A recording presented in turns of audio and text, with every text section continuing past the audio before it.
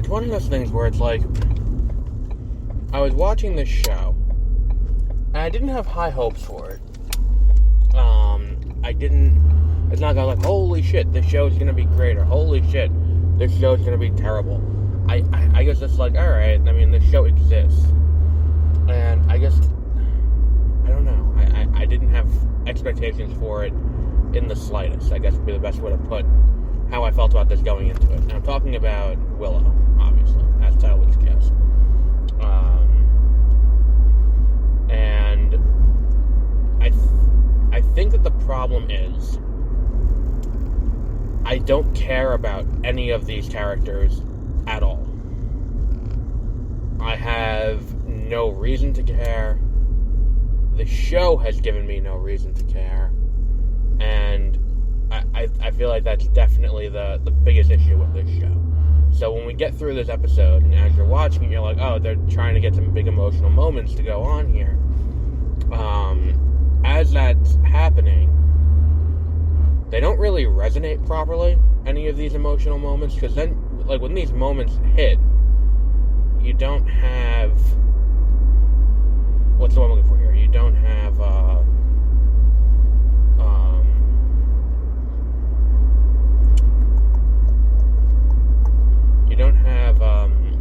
any reason to care about the characters. So when characters die, or when characters betray each other, or anything like that, there's just no resonance. It's just like, it might as well not have happened. And I think that's the biggest, like, problem with this show. Because it's like, I don't care about any of them. When we get to this episode, there's a big fight between the main girl, whose name I'm forgetting, and the girl from Solo.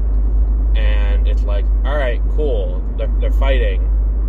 And, like, that's the only relationship that you really care about, to an extent. But at the end of the day, it's like, it's so shallow. Like, you know what's gonna come of this. You know it's gonna go. And the show, again, it looks so cheap. The fight choreography is just terrible. Like, that, I think, is my biggest issue with this show, is that it's like, we've seen good fight choreography between Game of Thrones, between, you know, looking at, what's the other thing,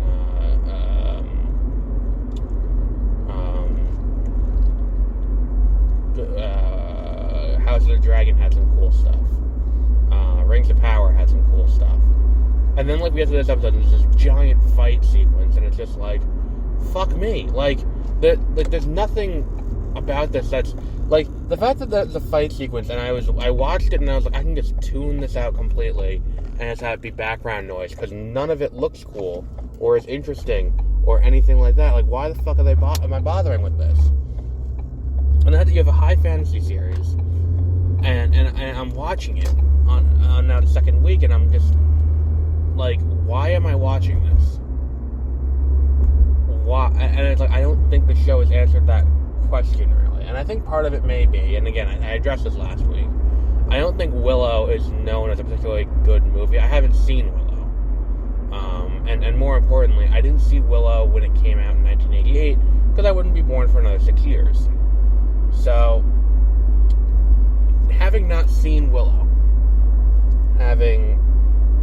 not having that cultural touchstone, does the show work better or worse? And I think maybe it works better for someone who has seen Willow. But then again, someone at work was complaining about this new show because it's too woke, and it's like, well, alright, so just shut the fuck up. Anyway, like, I don't know, and none of the relationships really matter. And then the thing is, too, it's like, we just have these massive exposition dumps, and I'm like, alright, can we just move this along? I got, like, halfway through watching it, and I was like, I wanted to rewatch Harry Potter before the end of the year. Why the fuck am I sitting here watching Willow? Like, because I think it's like, Doom Patrol came out yesterday, and I could have watched Doom Patrol, and I'm sitting here, I'm like, why the fuck am I watching Willow? Because not only did I go into this series with zero interest, or really zero knowledge of what this series entails. That's the right way to put it.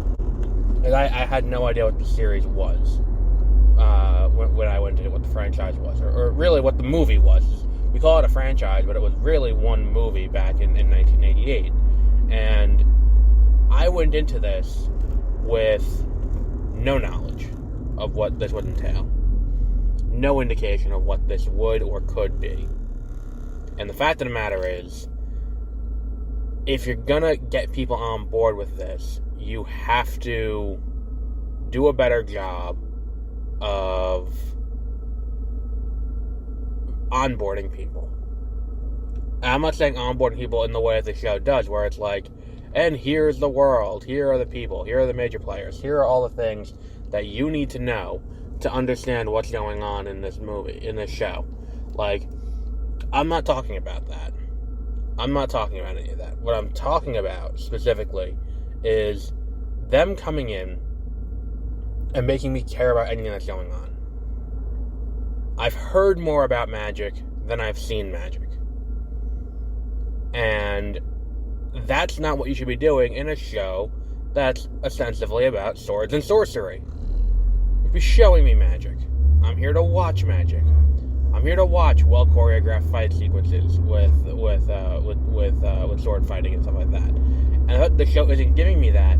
And on top of that, it just looks so cheap the entire way through. Like, you watch this show and you're like, this just looks done on a budget that is not what this show would be. In a way that, like, you know, other shows don't have that issue. Like, other things that, you know, came out recently don't have that same, you know, inherent look of just cheapness to them. There is no, you know, it looks like they didn't put money into it. The costumes look flimsy and don't quite feel natural. The what's the other one that was a big issue of mine? The swords don't look or move like they have any weight to them, to the point where if it happens and someone gets, you know, like they're swinging them around, it doesn't look like there's any real risk of injury in use, which is big, because that goes towards stakes. If I can't watch the fight and be like, okay, well, if someone gets hit with this, it looks like when I was a kid and we used to play fight in the yard with like, you know, with toy swords, and it's like, well, no one's at risk of actually getting hurt besides maybe a welt if you hit them too hard. But, like, that's the issue. Like, that, like, I should feel that there's a risk here. I should feel that, you know, like, the heroes have, you know, within reason, because obviously they're going to make it to the end of the series before there's any real risk of dying of anyone major, but, I should feel like there's a chance, that what's it called? I can feel there's a chance that if one of these fights happens, someone has the risk of dying. Someone has and it's the way it's shot and everything about it does not give you that sense. You don't have there's no sense of danger to anything here. And the other issue is, despite there being somewhat of a ticking clock, there's no sense of urgency from anyone in the plot, and you're just like, well, what the fuck are we doing this for then? Like, what's the point of this? Like, we do very obviously have, you know, time limits. We have to do this by a certain point. We have to, you know, we have to rescue this person. This person has been kidnapped. There is zero sense of urgency from anyone in this show. And it's just kind of weird, because it's like, well, why the fuck is no one moving with any alacrity? Like, she got kidnapped. I don't know. I don't know. And I think the bigger issue is the show, like, the biggest issue is obviously the not caring about the cast. Like, I don't care who lives and who dies, in so much as I'm hoping someone will die, because then maybe someone will have a human emotion and react in a normal way. Where it's like, no one in this show acts normal. So it's like, alright, whatever. I don't care. I don't know. I just, there's so many better I could have watched Doom Patrol last night instead of watching this. I could have started my Harry Potter rewatch. And look, at least, at least the Santa Clauses, despite being as shitty as it is, and how overtly bad that show is, at least the Santa Claus has the foresight to keep the runtime under, around a half hour. So you're not sitting there for just a full 45 to 50 minutes just watching something where it's just people just wandering and not caring about it. And I don't care about any of this. I don't know. I don't know if I'm alone in this either. I haven't looked at any reviews or looked to see what anyone else has said about Willow. I can just speak to what I'm seeing, and I don't think Willow's really catching on in the way that it could. I mean, are we now maybe seeing the beginning of the end of the nostalgia sequels power on Hollywood? I don't think so. I mean, fucking No Way Home just made $1 billion. And that was coming off a pandemic where people were still, at the end of the year last year, people were still hesitant to go out in public in large gathering places like Spider-Man, like going to the movies, especially considering it was right around Christmas, and people had enough shit going on where they were gathering in ways that they hadn't done for over a year. I feel like it's kind of a similar situation where it's like, I look at, I don't know, I feel like that maybe we're getting to that point. Maybe we're getting to that point where it's like, you can't just slap the name on it and be like, oh, cool, a Willow show, and people are going to be like, oh, well, this is good. And I think, too, there's going to be a few things like that, I think. I think that we're also going to get, I think The Little Mermaid may also start bursting the bubble a little bit, too. Because when I saw Strange World, I think I talked about this when I saw Strange World, they showed back-to-back the trailers for The Little Mermaid and, oh, fuck me, you motherfucker. They showed back-to-back the trailers for The Little Mermaid and, the other one, Avatar 2. Both movies that are going to take place a lot underwater and all of that. And Avatar 2 looks just so beautiful. Where it's like, it's next week. I'm not thrilled about the runtime, and I know somewhere James Cameron's jerking off thinking about he'll be pissed off about the runtime. And I just feel like it could be better. But it's going to look cool. And I'm going to sit there for 3 hours, and I'm going to be impressed with how nice it looks. Like, I feel like that's going to be be the way it goes, and hopefully that's the case. But even looking at other underwater movies where it's like, Talokan looks fucking astounding compared to this. Atlantis and Aquaman, and that was 5 years ago when this movie comes out, looks better. And I'm just kind of like, alright, whatever, this doesn't, I think that's going to be the issue, is that's going to be another one that's going to start bursting the bubble a little bit, and people are going to have their jibes, their jabs about it. They're going to be like, oh, it's just, it's a black lead, that's the issue, and no, it's just, the movie doesn't look very good. And as these movies continue on, and as we continue to see them fail, it's gonna be interesting to see how it plays out. But I don't think that, I think that if you cast anyone else in the roles, and if it was like a straight relationship at the center instead of two women,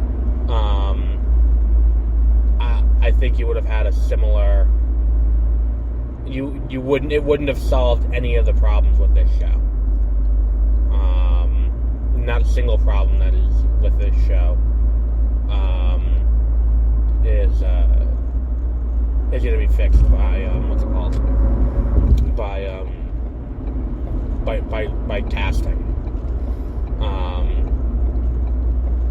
And specifically casting a different gender in a certain role, or casting a different race. I don't think any of that would fix what's it called?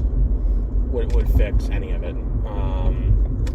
Is what you have is structural issues with the script that what's it called? That don't quite mesh well together, and I think that's kind of the biggest issue of this movie, or this show. I keep calling it a movie. Maybe because it feels interminably long when you're watching it, and you're just like, fuck me. Like, can this just end? Like I got sat there and I was like, how much longer do I have? And I looked at like, fuck, another half hour. And it's like, I just don't care about any of it.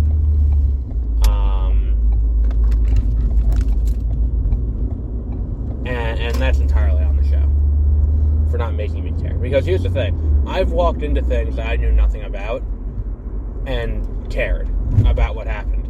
Like, when I went to see Scream, the one that came out in January, I had seen the first Scream, and that's it. I hadn't gone deep on the franchise. And I was still like, alright, I care about the people in this movie. The people in this movie, you know, have, you know, goals and they want to do stuff. And like, you know, there is a chemistry between them, and there is, you know, like, I care about these people. Like, in this 2 hours, you've made me care about these people. In 3 hours of Willow, they have not. And the thing is, too, it's like, when I saw Scream, it was not in 92, 93, whenever it came out. Well, it would have been a little bit later because of all the Clerks product placement. So it would have been like 94, 95. No, 96. The original was 96. Because Clerks was 94. It's Sundance 93, released 94. Or maybe it was still 93. But either way, there's a fuck ton of Clerks product placement in that movie, is the point I'm trying to make. And the point I'm trying to make is that when you, like, I watched it, like, a month before I went to the movie to see the new Scream. And it's like, look, you just have to make me care about the characters. That's all you have to do. If you can make me care about the characters, I don't care who they are or what they do or what they're doing or what they did. We can talk about, you know, I will sit through and watch whatever movie you put in front of me. You just have to make me care. And if you can't make me care, then what are we doing here? And I think that is a great place to leave off. And we'll wrap up there for today. We'll probably have more later this weekend. Guillermo del Toro's Pinocchio hit streaming today, so probably watching that maybe tonight, maybe tomorrow night, who knows. Josie and I might be recording something in the near future about Marvel, so we'll see how that goes. We'll talk about that more today. Well, me and her will talk about that more today, and you'll see if the episode goes up tonight. Might be a little bit of a long one, but we'll see how that goes. And we got a new podcast we're going to launch early next year. We'll have more details on that in the near future, because we want this to, we think this is going to be a fun one.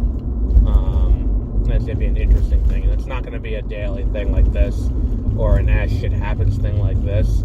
It's going to be a, you know, it's going to be a scheduled release. It's going to come out the same day and time every week. Because it's not current events. Well, mostly not current events. But yeah, we will wrap up there for today. If you really want to watch Willow, I guess you can. It's on Disney Plus. Go to, what's it called? Go to Disney Plus, I guess.com. I don't know. I have the app. I don't know. Why am I stringing this out? So until our next episode, have a great rest of your week.